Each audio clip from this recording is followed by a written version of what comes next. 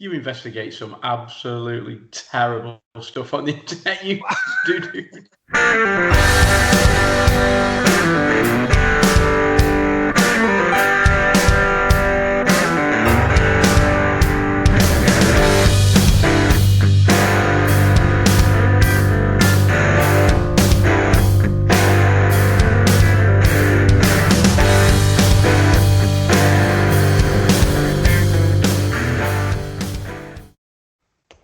Welcome back to episode 44 of Tall Boy Radio. Last time out, we were talking about cars, and Andy and I were lucky enough to try a whiskey before it goes to market. Hopefully that'll be hitting the market, I think, around about February, March next year, fingers crossed, so we can pick up a full-size bottle of that. But that one was pretty good, wasn't it, Andy? Yeah, and next year's too far away. Yeah, it is too far away. It is far too far away. But so tonight we're going to be talking about one of our favourite topics again, beer. And we're joined by Ian tonight, who, has got a bit of experience in the old field of beer. He's made his beer and actually got it in pubs, am I right in saying, into the Stoke area? Yeah, we started up a little bit of a hobby that got out of control, and we got ourselves selling beer around the local pubs, yeah. Winner, chicken dinner. We're looking forward to hearing all about that. But before we do, we should say hello to the regular guys as well. So, Gazza, what are you drinking? Hi, guys. Looking forward to this favourite topic of ours. Obviously, I'm drinking a good old favourite, which is Birra Moretti. I love a bit of Birra Moretti. So I actually haven't had it on the podcast for a while. But yeah, I'm looking forward to this. Interested to pick Ian's brains and stuff, and just how he's gone from initial idea to selling into pubs, which would be interesting. So yeah, looking forward to this. Cool. Andy? Hi, I'm on a weekday-friendly Straffhendrick. Yes. Nice 11%er, just to wet the whistle. That's it. Good man. And I'm also on I think it's a Belgian one. It's a triple, and it's Carmelia. Is that pronounced correctly? Lift it up a little bit. Lift it up. There we go. Yeah. There we go. Decent. Yeah, it's a decent one. And again, it's another weekday friendly one. 8.4. That's what you want, that is.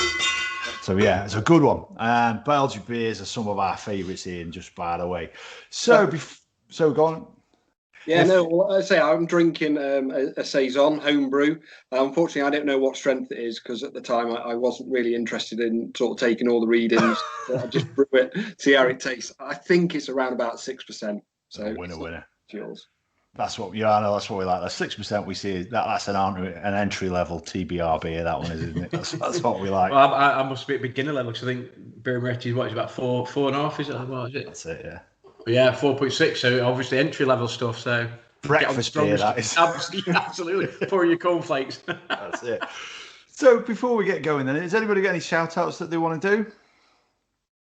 Not other than just, I say we sort of say every week the sort of regulars, sort of Ron, who I spoke to and tried to convince to actually come onto the podcast. And if she didn't want to come onto the podcast, to do as a little voice segment, and she politely declined. I won't go into the language that she used to decline. But yeah, so she obviously sort of makes comments and stuff.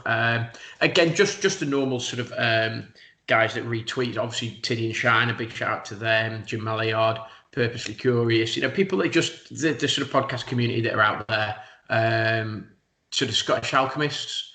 Obviously we've got one or two things planned with them. So so just the normal lot, really. That's it. So yeah, as Gaz alluded to there, we're doing an episode in February of next year with the Scottish Alchemist, which is another podcast definitely worth checking out.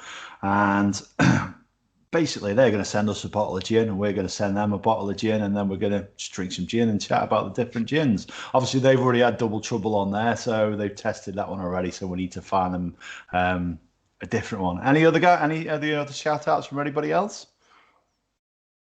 Double Trouble. Double Trouble, yeah, good man. Well, first of all, obviously, I think really we ought to wish Andy a happy birthday, because it's his birthday in a couple of days. So happy birthday, Andy. Happy birthday, dude. Yeah, 21 again. Tough paper round for you, boy. Uphill. That's it, yeah. And because this will go out on the Thursday on YouTube, we should wish everybody who's listening in the States, which is about 30% of our audience, happy Thanksgiving. Yeah.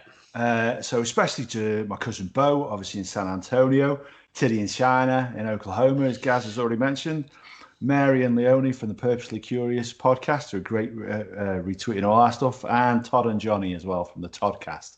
Happy Thanksgiving to you guys. And obviously all you NFL fans, obviously Thanksgiving, big NFL day for certain franchise and stuff. So, enjoy food, enjoy the game, enjoy sensibly beer, and obviously stay safe in this difficult times, as they say. Indeed. COVID Ian has put pay to so many of our mighty fine ideas that we've had for podcasts. So that's just why we're all doing it now, socially distanced. So then, your brewery, as we're going to get started, you had your own brewery, and I'm going to guess it was in a bike shed, given its name then. Well, no, it was actually in our garage, which also housed my bike. So my other hobby is mountain biking and sort of road cycling as well. And I've lost count of bikes. I think I'm around about 10 bikes, push bikes. And yeah, the brewing got too big for the kitchen. And we were brewing enough beer for not just personal consumption. It got a little bit out of hand. We did all the beer for our own wedding, and we then decided, well, actually, if we can do this, why don't we just upscale a little bit and then get ourselves licensed? So we converted a single garage into a small-scale brewery, and we were brewing. The kit was about a 1.3 barrel kit, so we could do about 220 litres per brew. Oh, cool. And the sort of beers that we liked and focused on at the time were really looking at German beers, looking at sort of the purity laws and trying to bring it over to the UK, actually having live pure beers rather than all the chemicals that are added to it. Yeah. It seems to go down quite well, the wheat beers, and we did forgotten what it's called. One of the popular ones was one that we had called Billy Goat. So quite a smooth, sweet beer, following a German style. So that was quite a popular one we had. And yeah, we did quite well, really. We got into all the local pubs around Stoke-on-Trent area, selling our beer. Oh, awesome! You did a Dunkel as well, didn't you? Yeah, we did a Dunkel, which was probably our most popular beer, actually. Which, yeah, a dark wheat beer is a classic, and I think one of the things that is really difficult to get hold of is a good dark beer that's either in bottles or on the cask. You've obviously got the main favourites out there, the Guinnesses and the likes, but there's not many other choices on the pumps and things. So yeah, the Dunkelweizen was quite a good wheat beer that we sold, and we had quite good reviews on that, to be fair. What percentage was that then that you had that at? I'll be honest, it varied. When we started, it started off quite reasonably high. It was around about the 6%.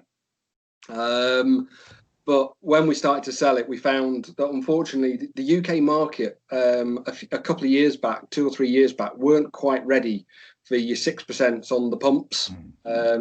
So we had to throttle it back a little bit. So we brought it down to about sort of 4.5, and then sort of tried creeping it up as we got sort of more familiar with it, and people were happy with it.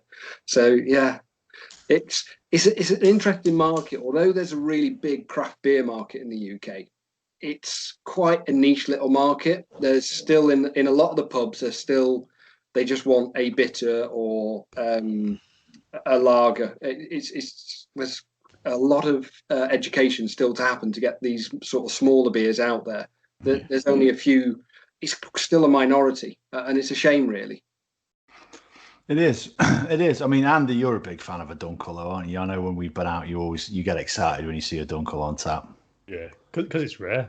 I mean, there's one pub in Stockport that do it, the Erdinger Dunkel, which is quite nice. Yeah. But yeah, it's hard to find it a lot of the time, unless you find the little out of the way bars and stuff like that. Yeah, I love Dunkel.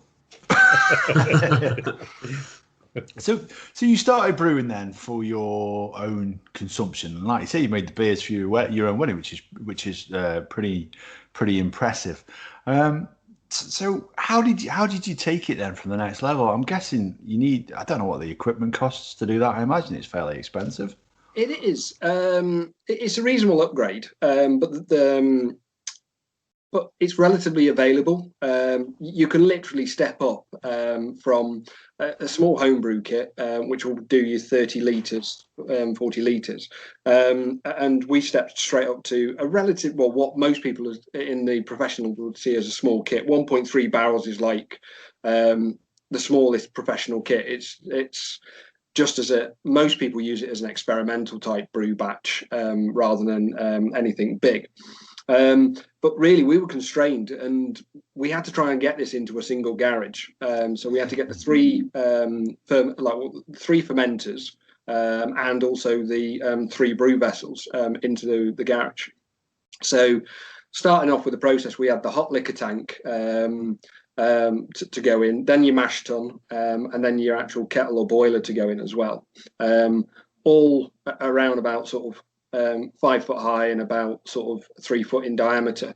So they're quite big vessels to get in to the garage. And then we realised that we had to get in the garage as well. So it proved tricky.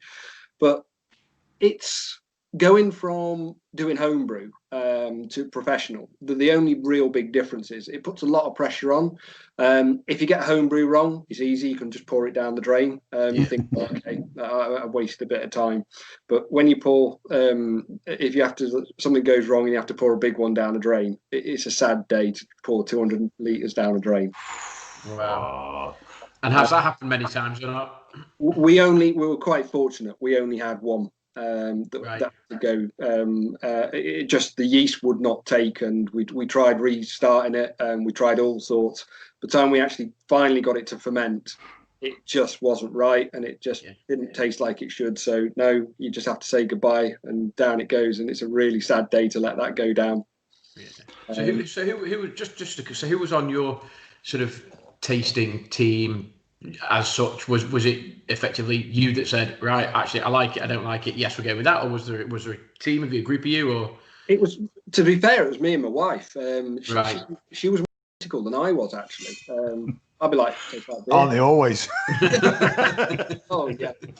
So yeah, no, she was really critical about whether it tasted right, and would always keep sample bottles to reference back to. Yeah. So we always knew what it should taste like and what we were always aiming for. And yeah, it's our job that you'd come in from work and you'd be like, is that beer ready? Or does it taste right? So you'd have to crack a couple of beers open and taste them just to make a hard life, isn't it? Eh? It was. So yeah, but the paperwork issue and getting the registration side is really difficult. Yeah. There's a lot of hoops you have to jump through, and you can read all the books and they'll tell you need to do this and you need to do that. But it's only when you actually start putting it into practice you realise that you've got to get your food safety licenses in place, and then you've got to get the premises, licensed premises by HMRC, which was quite hilarious because when HMRC come to register us, they don't normally register little. I think we were one of the smallest ones in the country at the time. And they have to draw an excise line around it. So anything inside the premises is duty unpaid. As soon as you move it across the line, you have to pay for the excise duty on it. Yeah. So our garage had to have its independent address, and it was the garage and its own postal address and things to get it all passed off. Wow, and it is, but what you don't realise as well is all the other storage of, it's fine having the brew vessels, but then you've got to actually condition the beer off as well at the end of it. So we'd have firkins all around the place with beer conditioning in it, which is good fun. Sort of, yeah, we're only doing it little, and as really as it was more of a paid hobby than anything else. Yeah. But yeah, we'd have like sort of 25 firkins just like hanging around the place full of beer, ready to go out to customers. So good fun. So how many outlets are you sort of in at the moment then? We've actually given it up now, unfortunately. With the two children, what we found was beer making and children aren't compatible. So, yeah, we gave it up and sort of sold all our equipment on about 2 years ago now, Okay. when our first one was actually walking and crawling and things. When you've got beer at 200 degrees and things, also 100 degrees and boiling off and stuff, you can't be having the children in there. It's not a safe. You don't want to ruin the beer, because the whole point of beer, everything has to be clean. There's one thing children are, they're not clean. So unfortunately we had to sell. Wow. It was a very reluctant sale, but with time-wise, wasn't something that we could support going forward, just on a hobby basis. And we weren't prepared to take the big jump to go to quitting our job, jumping in. It's a big investment. You're talking hundreds of thousands really to get yourself big. And I'll be honest, with the situation we're in now, I don't know whether we would like to be there. Bottled beers is a really good outlet, because like everyone's buying decent bottles now, and if you can get good bottles out there, but it's a hard process to actually bottle beer, and good bottled beer. Yeah, and you can charge a premium for it at the minute as well. You know, in the past, nobody would have paid £5-10 for a bottle of beer. Now, as long as it's a really good beer, you see the Buxton breweries. I'll happily pay £8-9 for one of their beers, because they're normally pretty spot on. But yeah, I think anybody who's gone into business recently, fair play to them. I hope they see it through to these sort of challenging times that Gaz mentioned at the start, because it's been very, very difficult. So yeah, I think you probably got out just at the right time. Yeah, it's a shame really, because we were like bottled beer, I think, would have been where it really took off. As I say, I don't think the British pub scene is still quite ready for the specialist craft beers. The problem that I think they face is that the pubs aren't ready to take the risk on buying 40 pints in a Birkin or a keg, just to sort of have it on and then potentially not go. They want to make running pub sort of beer that goes on. So it's still, I think, the bottle shops are where I think the future of beer is going to go, because you just get so much more variety. Yeah. We had one in Allsage, didn't we? Craftworks, Gaz. It was really good, and it's been replaced by the bar. I say Craftworks didn't last, but that was a shame, because we went in there a few times and we had some really decent beers. It's just. I mean, when you do get, I mean, the one in Allsage, the sort of Craftworks in particular, it's nice to go in there and see what they've got on the pumps, but then also, I mean, I know that Andy and Adam would go and look to the bottled craft beer, and I was very much more like, I'll look at what they've got on the pumps, and then obviously on the big blackboard they got like the drinks of, I think, did they do one that was every 2 weeks or something, or whatever it was, or so they would rotate, and you go in there and you try just different beers that you wouldn't normally try, and there was like an American quite sort of fruity, sort of like a pale ale almost, that sort of tried, and that was really nice. And a couple of other people, oh no, it's really, I don't like that. And then I know there's a couple of drinks that sort of Adam and Andy enjoy, and I'm a bit like, I'm not a massive. I mean, don't get me wrong, there's a lot of beers that we sort of do like, and actually it's Andy's fault, because he's introduced me in particular to a lot of sort of craft beers, Belgian beers and stuff. So, but it's just nice that you can go into some places and just try different types of beer, I suppose. But I mean, it must be hard to sustain, though. I say particularly in these times, it must be really difficult, and particularly if you're relatively sort of small, and you just think, if people aren't buying it, you just can't continue to sort of lose the money sort of month after month. It must be horrendous. I think that place was geared towards random beers, wasn't it? Having like 100 beers in, whereas a lot of pubs, you'll see probably 5 on the taps. It'll be like the same stuff, Carlin and Foster's and Guinness. And then there'll be 1 or 2 guest pumps. It's the one with more guest pumps that I prefer. Right? Or the ones that are geared towards like small. I mean, when we've been down to London, I can't remember where it was, the infamous sort of fight in a midget evening. We went into one place, and there must have been about 20 different sort of. That wasn't me. So there must have been about, was it that bar that we went in? I mean, there were loads, weren't there? I mean, I would say a dozen, 20 different sort of sort of craft sort of beers and stuff. And okay, I don't even know whether you had your sort of traditional ones in there or not, but it literally was like just, you know, like just sort of random beer that you wouldn't really normally try. And Andy sort of seemed to find this place and sort of take us in there, and it's like, oh, cool, this is all right. I've walked past it a few times, but I can't remember the name of it because I was that hungry. That's another story. That's a whole different story. Absolutely. That's a story we won't be telling. That's not appropriate for this podcast. I'll let myself down. Anyway, so one beer that we did try when we were in London, and I'll be interested to know if you tried this one. We just simply referred to it as the Duchess de Bourgogne, which is a sour beer. Have you ever tried that one? I've not tried that one, no, but I really do like my sour beers. So yeah. Do you? Well, I was about to say don't, but if you like your sour beers, then definitely do try it. See, I don't mind a sour beer. I do like a sour beer. Normally, if it's flavoured with something else, like, you know, like a cherry sour or something like that. This one's a raspberry sour. Just waiting for Emma now. So yeah, it's a raspberry Berliner Weissen. So something like that. Something like that. Perfect for me. And yeah, this one's great. Again, another homebrew, but it's it's only about 3.5%, but it's a top summer afternoon drink. It's really thirst quenching, and yeah, I love the complexities you can get from doing a sour. Oh, fair play. Well, the Duchess de Bourgogne, I think it's around about 6%, isn't it? Or we just call it the Duchess. It's easiest. I'm probably pronouncing it wrong anyway. And it's 6%. And ultimately, if you're fond of vinegar, it's the beer for you. to be fair, the first time we had it, the bartender goes, I don't think you'll like this. If you got an issue with it, give it back to us. Yeah, he was right. It was just literally like a gulp of vinegar on it. It's like, oh my God. We've had it since. We finished it the second time, to be fair. Which was through clenched teeth and holding of your nose and various other things. But no, the first time we tried, we were in a place called Belgium. We went in. And it was a sort of crafty place, and we were about to go and eat. And Andy was like, "Oh, try some of this." And we had a look.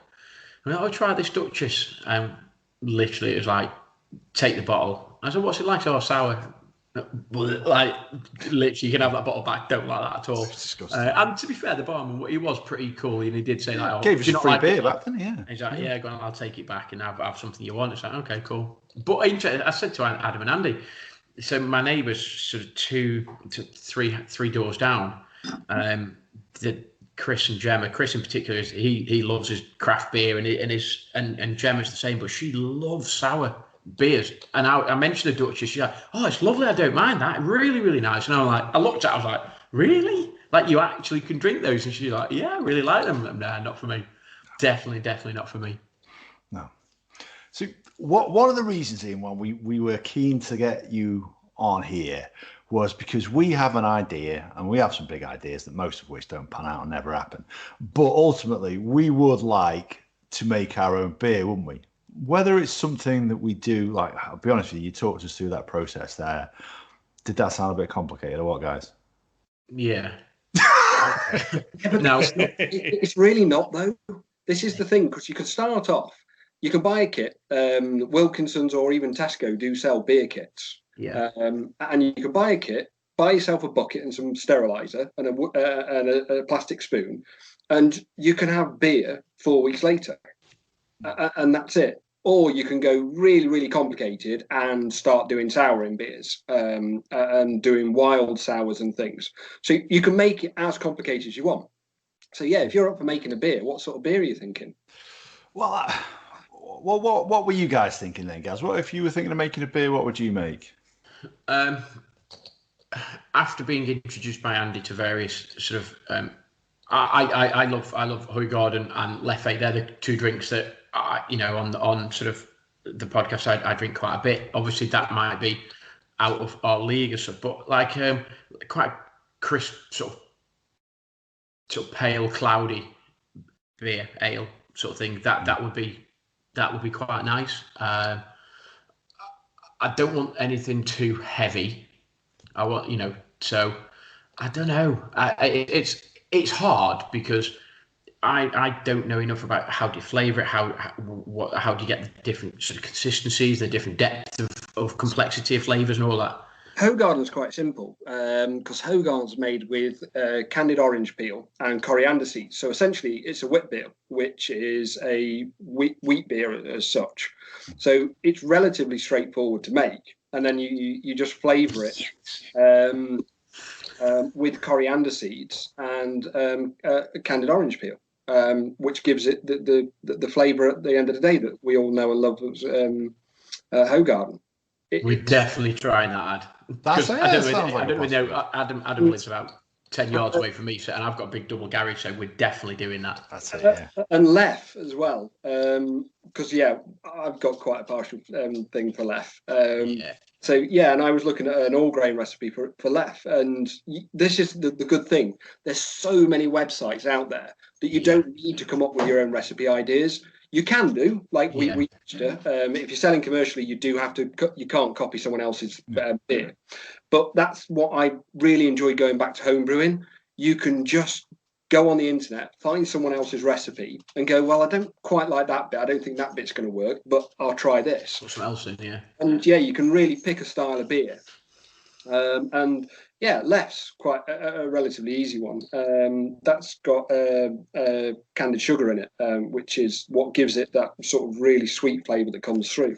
But the trick is you've got to brew it sort of 6% plus to give it that alcohol sort of cut through the sweetness as well. So it's about balancing your alcohol flavour with your sweetness in Lef. Yeah. Well, fair play. Because I've got a mate who he did some homebrew, but he did more sort of like almost like the sort of side of he did also, and he made quite a big batch. I say big batch, and you sort of go into his house, and he's got like tubs of the stuff, just like literally just like lying around all over the place. But he sort of was relatively successful. It was him and a friend that did it, and they did sell it to other people and stuff. They just used it for themselves, and every now and then if you went round you'd have a pint of it sort of thing. But he said it was something that he would do again, but as you just said, he would sort of tinker with various flavours and try different things and stuff. I mean, I'm glad to know that Hoegaarden and Lef are actually relatively straightforward, so I'm definitely on that. Achievable, absolutely. Yeah, a TBR beer that Gaz is a big fan of. What about yourself, Andy? If we were going to make a beer, what would be the beer that you would want to be making? It probably would just the same again, like probably a Lef style, like the, I don't know what style you call it actually, the Belgian Abbey beers sort of thing. I don't know. I've been looking at a lot of kits already, so have you? I might make one. There we go. What we all should do, effectively, is at some point is try and at a post-COVID potentially try and make our own, and then we just all sit down and Adam and Andy, and we all take our little home brews and go, right, there you go, there's mine, and Andy's there, taste it amongst ourselves, have a TBR, and then that's it. There you go. There's one post-COVID, dude. We can do that. Ian, by all means, you can sort of brew your own. Now you're the scholar and you're the master. You can brew your own, and we can have tasting sessions. I don't mind doing that. That's fine. I'm up for that. I think the thing is, I went into all grain brewing really quickly because at the time, a couple of years back, you couldn't get very good kits. So the kits you could buy were just your standard bitters, ciders or wines. You could get maybe a sort of the different variants of bitters and dark beers and a stout or a porter or things, but they were very limited. And say if you wanted a Lef, you just couldn't get it. You physically couldn't get it. So you had to jump to all grain so you could brew beer from scratch and do it. But since we've shut the brewery down and I've gone back to home brewing and I'm really constrained with time, that what I found is that there's some really good kits out there now. And my first kit that I did getting back into kits was a Lef replica. And it was bang on, and we drank it. Like myself and Emma sat down and we were like, right, let's back to back it with a bottle of Lef. And both of us went for the homebrew over the Lef. We've also got we've just done a Hoegaarden as well, a replica, and again it's actually got slightly more body. It's slightly darker, but it's still a relatively light beer. But it really is a good replica that you can sort of brew up. Takes probably to start with, it takes an hour or so to get it into the fermenter and get it going. You leave it to ferment for 2 weeks and do its thing.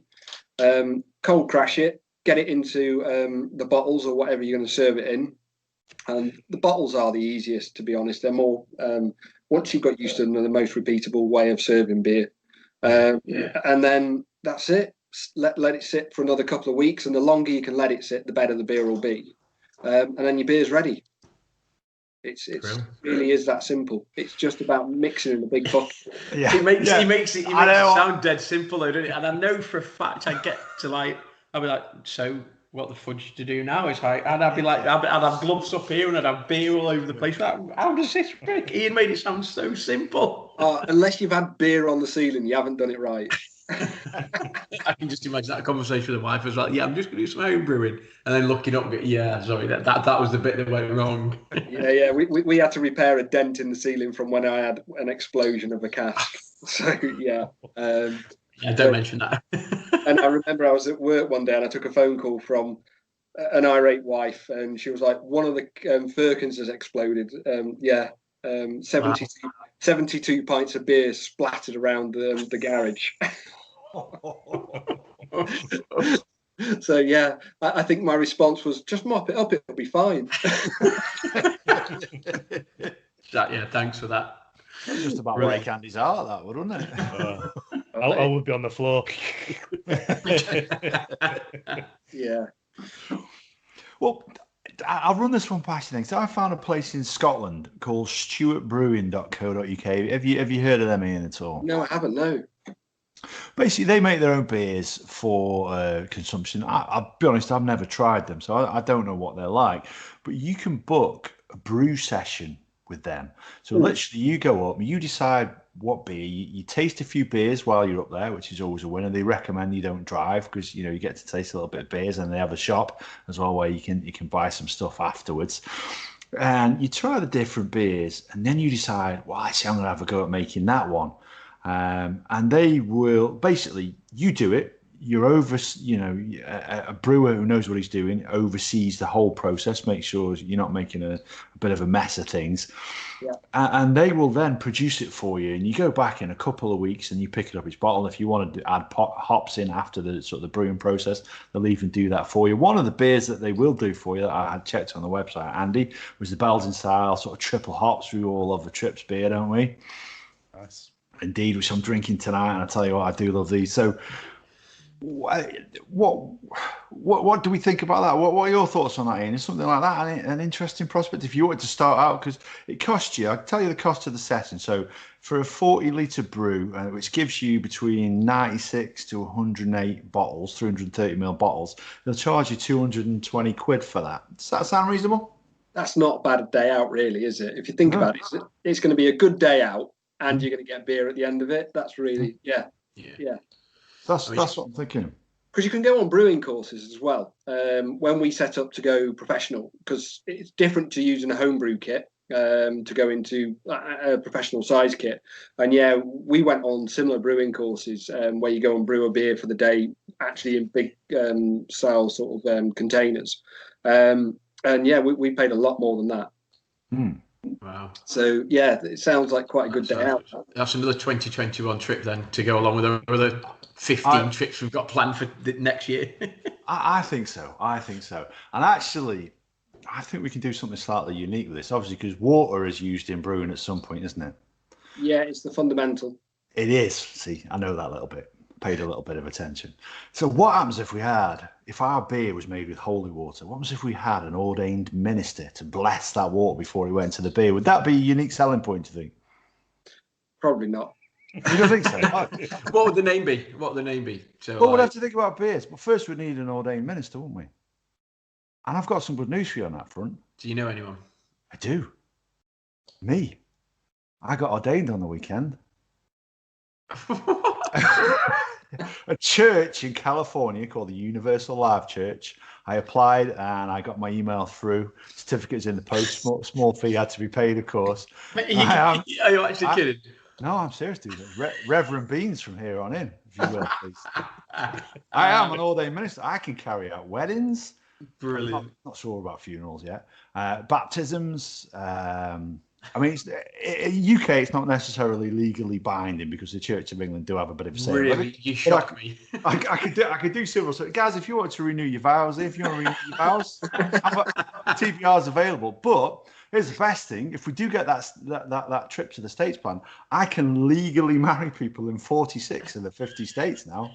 That's pretty exciting, isn't it? That's actually quite frightening. Hey, and I can carry out exorcisms. That's slightly more. You want to combine the two necessarily. But yeah, you investigate some absolutely terrible stuff on the internet. You do. I'll be honest with you. Kim said something very similar when I told her. I came down on Saturday morning. Said, Kim, I've got an email. What's that? I've been ordained. How much is this going to cost us? That was the first question. It will pay for itself. Listen, true story. I've already been asked to officiate a wedding in Missouri. Who do I know that you know in Missouri? No, nobody. I'm on the site. My services are available if they're interested in booking me. And a couple of they can book you. So they can book you, but then it's going to cost you the airfare to go over there to marry them. Get there. They're paid for that theoretically. I did explain I was in the UK. I can't travel out there, and so I'm not doing it, obviously. But yeah, that's exciting. Why I think that is a bonus. If we had genuine holy water, so I can do the blessing stuff. Yeah, in fact, do you think that people would buy that more than one that Ian has perhaps produced that actually might taste 100% better? But the fact that you've ordained it, you can turn around, that's the selling point, and people are going to go, oh, okay, I'll try that one instead. Have you ever bought a beer that's been made with holy water? I could have done, but I didn't pay any attention to it. So I guarantee the Duchess isn't. Well, no, I guarantee not. No. If you go back to all the Belgian beers, they're all produced by the monks. Exactly. So there you go. There you go. Your Abbey beers all produced. I've got the haircut. Halfway there. Yeah. I think that's a novel selling point, though, isn't it? I'm not so sure. Make a good label, I think. I think you make a good label. Well, you see, I was going to ask that because obviously, if you think about bottles, obviously. Then you need a decent label, so then that's like an added cost because you've got to get all your labels printed. You've got to make sure they look decent and stuff. So I'm not so sure that you could obviously you could get away with it, but I'm not so sure that we would have the necessary funds in order to sort of print your labels and so I'm not sure. Interestingly enough, this other place in Scotland, the Stuart Brewing, if you send them your designs, they will do that on a label for you as well as part of that fee. It's sounding even better, isn't it, this place? That is sounding. To be honest, when we first set up, though, that was one of the things we couldn't really sort of justify to start with. So we just sat there with an inkjet printer and Pritt stick and stuck them on bottles, cut them out and stuck them on bottles. And I tell you what, unique selling point, it looks a little bit better having a paper printed label on it than the sort of big commercial labels that go on them. And then when we then went to larger sort of quantities, we got some printed up. But Pritt stick and printer paper works a treat. There you go. So what would we call it? What would we call a TBR beer then? What would be the name we'll be plumping for? You see, put us on the spot now. Well, I'll tell you what. Our pals Tiddy and Shiner in Oklahoma are basically these two guys. They like the beer, but they're big fans of PBR, the old Pabst Blue Ribbon. You ever tried that one, Ian? No, I haven't tried that one, no. I've tried it. I'll be honest with you. I think it's quite similar to Budweiser. And I tell you what now, Tiddy B and Shannon just about ready to throw down and fight me probably for saying that. But if you've had Budweiser, I think it's pretty similar to that. And they're always, Big Tiddy always messages me, and he takes the mickey out of the beer that we drink on this podcast. And his description of it is, it tastes like the stuff out of a cow's third stomach because we like hoppy beers, so like the different flavoured stuff. So I don't think he'd be a big fan of the Duchess. I don't think he'd be a big fan of your raspberry sour, but he does like PBR. So I think cow's third stomach would be a great name for a beer. Cow's third stomach that's been made with ordained holy water. Tell you what, it's unique, isn't it? It is that. Yeah. It is that. Yeah. You know what we really need to do with Tiddy and Shine? We really need to somehow get them to source a bottle of the Duchess and actually get them to try a bottle of the Duchess and then just wait for their expletive feedback on actually what it tasted like. I don't know, dude. You'd have to have something to do with TBR, surely. You'd have to have some sort of, do you just call it TBR? Is that a bit boring? You have to come up with, leave that with me. I'll have to have a think about that, dude. For that 200 odd quid, is that per person and we each get our own beers, or is it like for a group? If you want 108 beers, for yourself, Andy, it's going to take about 220 quid. That's cheaper than what I've just spent on this Belgian beer. I know. I saw the total at the bottom of the invoice that you sent through. I think that's a pretty decent price, to be honest. No, that is per person. It's per brew, as far as I understand. Yeah, which is pretty decent. And 108 beers ain't going to last long.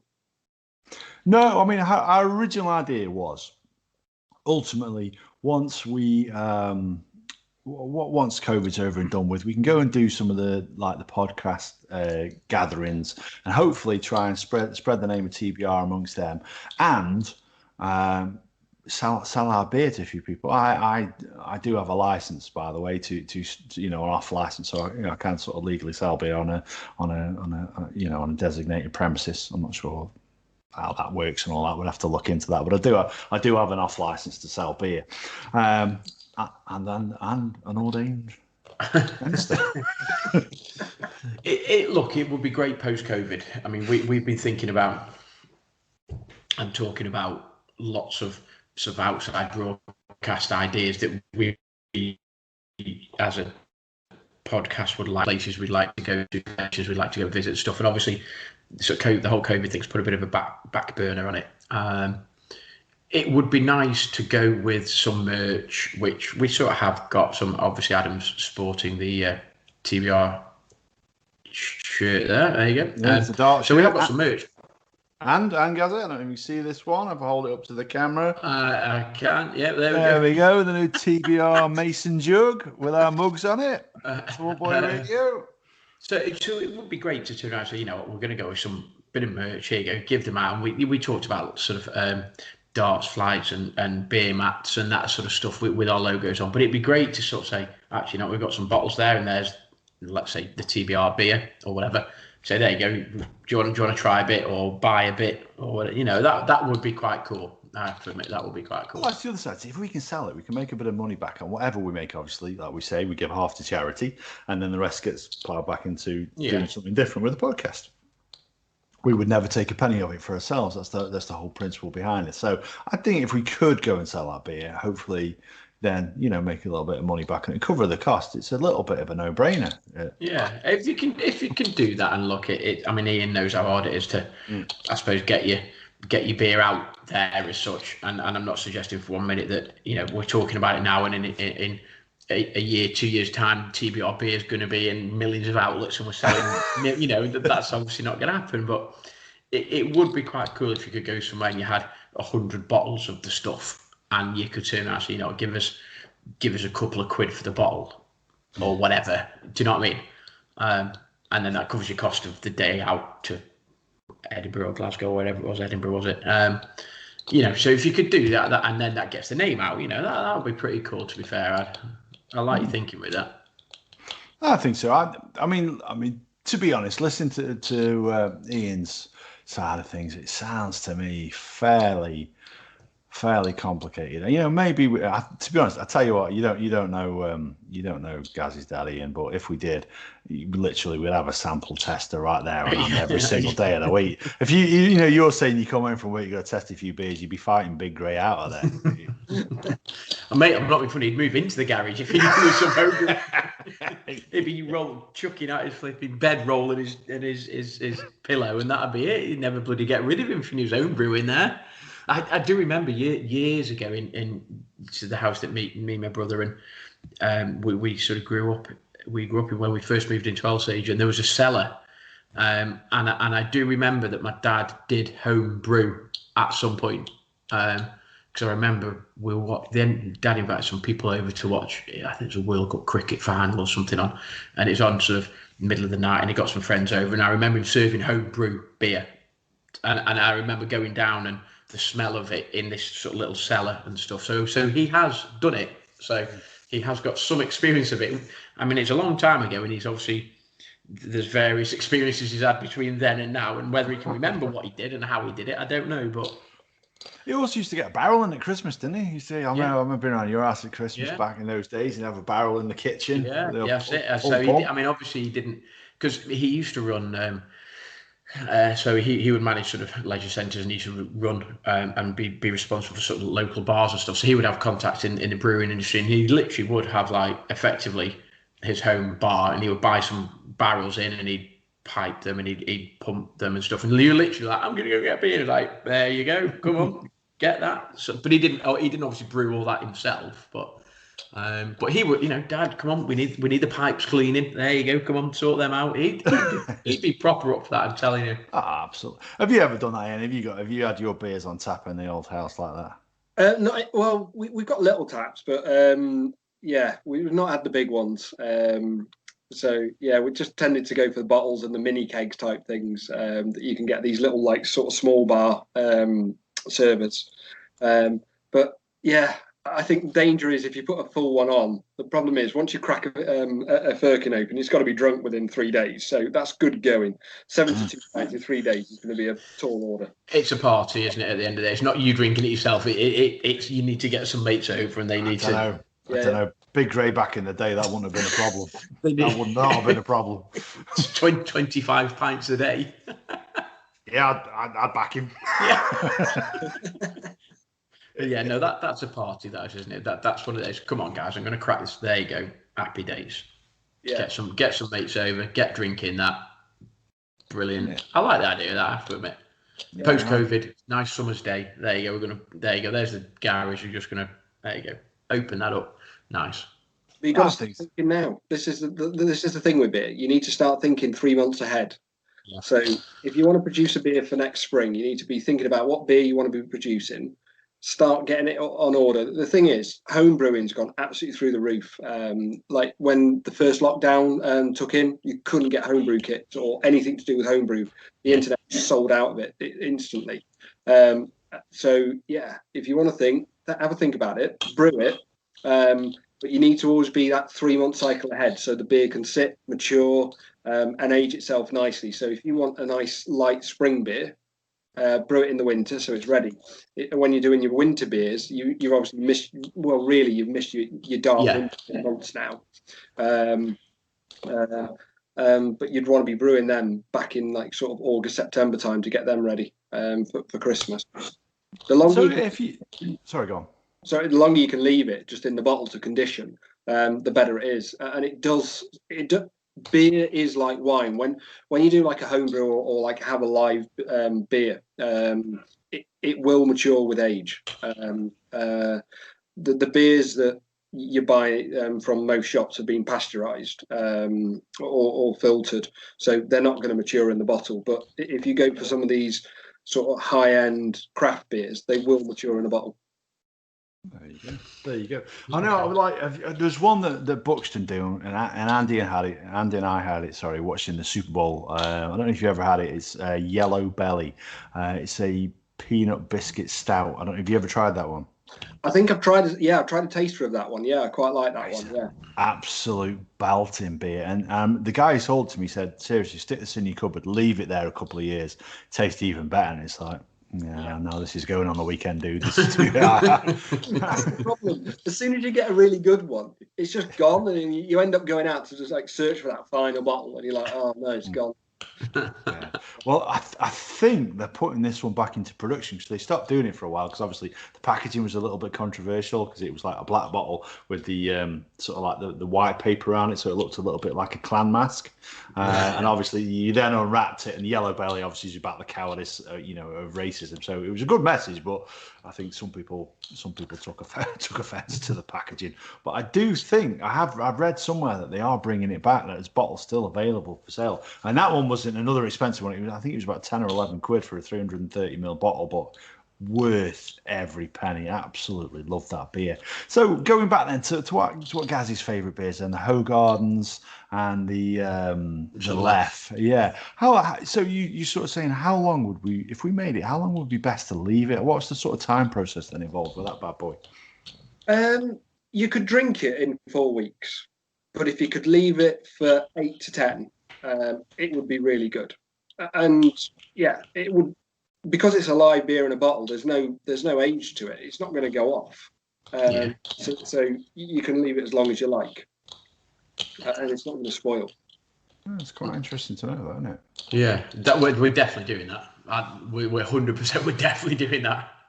Yeah. We'll have a think about when the best time is and when we actually want the grand opening. We'll leave it for maybe another month or so in the hope that then in another 2 or 3 months, the post-COVID bit, and we can actually not socially distance, because it would be great to sort of, get Andy and Amy down and get Ad and Kim over, and, we're at the front of the garage or whatever, big double garage. So, right, there you go, guys. We have a bit of a party, and we do the first TBR homebrew. I'll share the 2 kits that I did, that sort of, so you can sort of find out where the kits are. And seriously, all you need to do is get yourself a fermenting bucket and some bottles, and you can reuse your bottles. So any bottle you've got, that bottle there, you can just clean it out. They're a bit more difficult, Adam, actually. If it's the size. The big ones, to get in the caps for them is a little bit tricky. This is corked, yeah. Yeah, anything with most of your standard 500 or 330 bottles. Yeah. Put them into soak the labels off them, sterilise them, refill them, and away you go. Wow. I'm definitely liking the sound of that. So are you thinking then, guys, like getting a homebrew kit and having a belt at it that way as well? Yeah. I think we should have a competition between the three. Gaz is very competitive. So I am very, very competitive. But then Andy is like the sort of crafty, sort of beer knowledge, the guru, sort of. So I think drinking it. No, it's mate. Yeah, but I think you'll be. I think so as well. But Andy's got patience as well. Yeah, I'd be wanting to drink it straight away. Especially after, as he said, after like 4 weeks, 5 weeks, I'll be like, desperately want to see what that's like. But he'd be like, no, leave it. Competition to win. Yeah, absolutely. Yeah. No, I do genuinely. I do like the idea of either, we get a kit, because I don't know. I say Adam lives literally like sort of. There's a road in between our houses, so he lives like dead close. So whether or not it's a case of we get one and Ad comes over and we sort of mix it and we sort it out and we do it together, or I get one, Adam gets one, and Andy gets one, and then we have sort of the grand reveal on a particular date, and I bring mine and Ad brings his and Andy brings his, and we sort of try each other's. And so I don't know. We'll have to think about that, dude. But get the neighbours involved as well. Yeah, well, Chris. Chris would 100%. I mean, if it's beer and it's free, he'll drink it. So it's like, I never mentioned free. And to be fair, Pete as well, who's 3 or 4 doors down from you, he likes his craft beers as well and stuff. So he would probably do some. So we'll think of something. It'll be so last year, I got slightly merry on some cider that Chris had bought in from somebody that locally that provides it, and I got quite merry. And from that moment on, it's like, Gaz, you can't have any more apples. It's like, right, okay, that's fine. And we had I live in a place called Round Table Close, so it was like Barrington Park sort of summer get together, for want of a better phrase. And I don't know how many people there, like 30 odd people that were there, and they all had beer and food and stuff. And then we sort of sojourned back to Round Table Close, and I just carried on drinking these apples, and it was just like, it got to the end of the night, it was pretty messy and stuff, it was horrendous. So I might try and get him back on that a little bit and say, there you go, Chris, go and drink some homebrew sort of thing. But yeah, we can do that at the Barrington Park summer get together. Obviously we haven't had it this year because of COVID and stuff, but we could definitely do that, dude. We'd get some bottles, there you go, give us £1.50, £2 a bottle. I mean, it's there, I'm telling you. Yeah, I think we could have a go at Hoegaarden though. I mean, Hoegaarden is coriander and candied orange, you said, didn't you? Yeah. So see, I do like coriander in a beer. I just like coriander anyway. It's one of my favourite. I thought you were going to say I do like beer that way, yeah. No, I do like beer, that's a fact. But I also like coriander. I like my curries and things. So I just wonder if you'd add something instead of candied orange. I'll come up with something else that I can add in there. Maybe a Christmas theme. Yeah, but you say that, but Ian's just said that Hogarden is the candied orange and the coriander. So I'd be wanting something like that because I love Hogarden. So I'd be desperately trying. No, yeah, maybe you could do something slightly different. Gaz, you're competitive. Could you make something better? This is it. This is the thing with homebrewing. You can either do exactly and try and replicate exactly the same, or you can do what Adam's saying and just going, well, I quite fancy something different. And you can. Yeah. And that's the cool thing. Just by tweaking a couple of little things, you can change it and make it so different. Yeah, nice. Andy, actually, what was one of you messaged me earlier in the week about one of your friends had made himself a chili IPA. IPA with chilies in it. Yeah. Yeah, I tell you what, I like the sound of that. Well, the other one, if you like dark beers, I do. Aldi were doing quite a good coffee porter, and it just disappeared. You just couldn't get it for love nor money. And they've now just brought out a coffee stout. And seriously, again, just get a homebrew kit. Brew a coffee, a filtered coffee through it, add it in after fermentation, and then you've got a coffee stout. It's that simple. Wow. You see, it makes it sound like just do this, just add this after this, and away you go. And it'd be like, to that point. I found the recipe once on the internet for crock pot cooking. So you get the old slow cooker out, and it was like beef cooked in coffee. I said to the wife, she was, no, that sounds absolutely disgusting. I said, no, trust me, this is going to be epic. I've got a great coffee to put in there. So I was cooking the beef slowly. It smelled fantastic. And then it got to the point to add the coffee. It was like, yeah, the smell's gone a bit off. And I served it out. And it was like, we ordered the Domino's 10 minutes later to keep it short. So I think you don't realise that you're talking to three absolute idiots here. I was going to say, you don't realise the ineptitude that we have amongst us. That's the problem. Yeah, honestly, yeah. You say it's simple. It's simple to you because you're probably a bright enough chap to work it out. What you're talking to is three idiots who will be dipping the finger in every 30 seconds going, yeast is a bit sticky. What's this bucket for? We missed a bit. Yeah, exactly. That's my fear. Listen, I say we have a go. Yes, I'm going to try something with coriander in it. I like a Hogarden replica, but I ain't going to use candy orange. I'm going to use.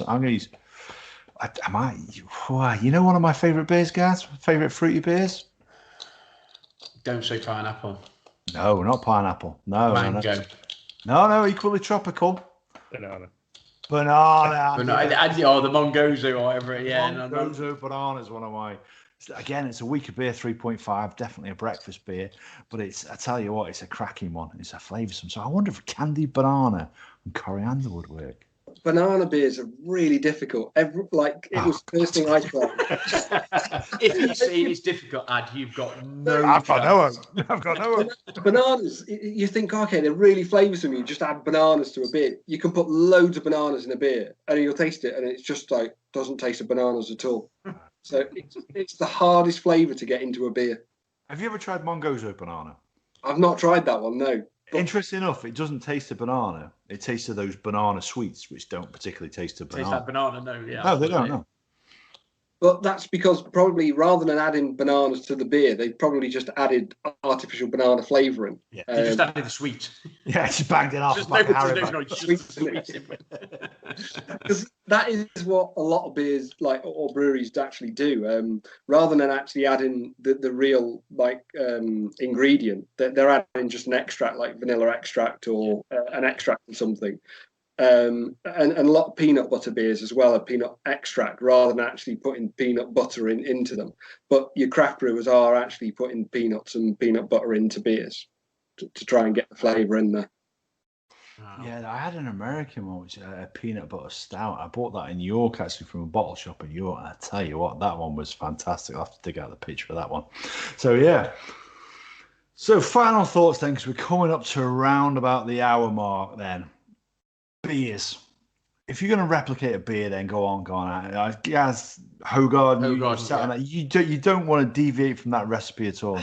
You know what? I'll try and replicate it, and if that goes okay, then I might do a twist and think of doing something slightly different.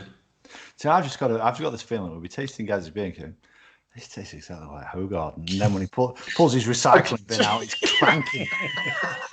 Just poured loads in there. This is great. Did I win? I am competitive. Did I win, by the way? That's it. Win by any measures. What about you, Andy? What beer are you looking to replicate? Have you got any ideas? Let's tip us off before we go to Ian for his recommendations. Well, Grimbergen Blonde's one of my favourites. It's not too dissimilar from the left. Either that or like I don't know if you could make a delirium type beer, a bit stronger, like a cherry beer or just a regular delirium. Well, yeah, now you're saying it. There's the Pirate as well, which is not too dissimilar from them, but a bit more lemony in it. The Pirate, so I don't know. I'll have a think. Pour some Sarsens in there for the Duchess. Grab a bottle of Sarsens. There you go. There's the Duchess. There you go. That's my attempt. It'll be worth it just to watch you guys drink it. So, Ian, what would you recommend then? Is that achievable, cherry beer? I tell you what, I love Delirium Red. How easy is that to replicate? Is that a Belgian sort of wild souring beer? It's a very sweet creek. It's like which is obviously the Belgian word for cherry, I believe. Yeah. So yeah, some of them are the most complicated beers to brew. Oh God Almighty! But what? But Grimbergen, that's probably that's not that dissimilar to a Lef. So yeah, that would be reasonably achievable. There you go. There you go. So you got Andy on his Grimbergen, you got me on your Hogarden. It's just you, Ad, that you need to have a think about what you're going to do now, dude. Well, I do like Hogarden. I want something maybe pinch stronger. I like the taste of coriander. Obviously, I'm not going to use banana because that's not going to work out. I haven't got the ability to do that. Yeah. But my other favourite beer, which while we're on here, well, you like plum porter, don't you? Exactly, plum porter. Titanic's plum porter. You tried that one, and you're not too far from the brewery, I don't think, where you are. Yeah. I've got to disappoint you on that, and I was disappointed on it. They actually, it's not plums that they add to it; it's just an essence that they add in the end of it. There you go. So yeah, dead easy to do. To brew a porter and then just put some plum essence in, and you'd end up with a plum porter. Is that right? They just use an essence. Yeah, it's an extract of plum. It's not true plums, as I understand. Oh, I've been counting that as one of my 5 a day. Well, you do like a plum porter, don't you? So well, specifically Titanic's plum porter. Actually. Whenever I see good beer. Yeah, it's cracking beer. Whenever I see another plum porter, I'll always try it. It's never as good as that one. Same, yeah. Nah, they've got their seasonal ones out as well at the moment. So they've got their Grand Reserve, which is a little bit stronger. It's 6.5, and then they've got the Grand Reserve Port Infused, which I drank a couple of weeks back on the podcast. And I tell you what, I love that one because it is so smooth. You wouldn't know it's 6.5%. I think the regular one's about 4.9. Tastes, it doesn't taste any stronger than that, and it's a real easy drinking beer. Love that one. So I need to get my thinking head on then. Yeah, absolutely. I think you could try a plum porter. Just get some plum extract and or essence and a porter kit, and you'd be away. Fair play. So there you go. So then that brings us up to the hour mark. Do we want to say our goodbyes then? Who wants to go first? Gaza. Yeah, really enjoyed this episode. Love listening to Ian talking about sort of his journey, and then just his knowledge of sort of how to go about it has been so eye-opening. He makes it sound fantastically easy, and for 3 absolute idiots, I'm not so sure it will turn out to be quite as easy. But yeah, loved it. Really enjoyed it, and I'll say my goodbyes and speak to you all next week. What's up, man, Andy? Yeah, just echoing, guys. Thanks for coming on. I've been wanting to do my own beer for a while, so now I feel more confident in doing it. So, you feel like do you feel like you could have a go at it now? Oh, it's easy, isn't it? We'll find out. That's it. That's the strap line for this episode. It's easy, innit? It is. I look forward to hearing from Amy when you've blown up the garage. It really is. Have a go. Okay. And if you'd like to say your goodbyes, Ian. Yeah, no, thank you for having me on. It's been really good fun, and I'll definitely be up for trying your beers when you get around to sampling them. Definitely, I think we have our judge. I think we have our judge on the beers that we booked in. Big Ray's got to be in it, by the way. He's going to have to try and do some sort of judging on that, so we'll get him involved as well. Oh, that's it. We will have three. We'll have 3 ranks then if Big Ray's involved. Super, great, smashing. He's a Jim Bowen lookalike, just in case you're unsure. So until next time, when no doubt we'll have plenty more stuff to talk about. Take care.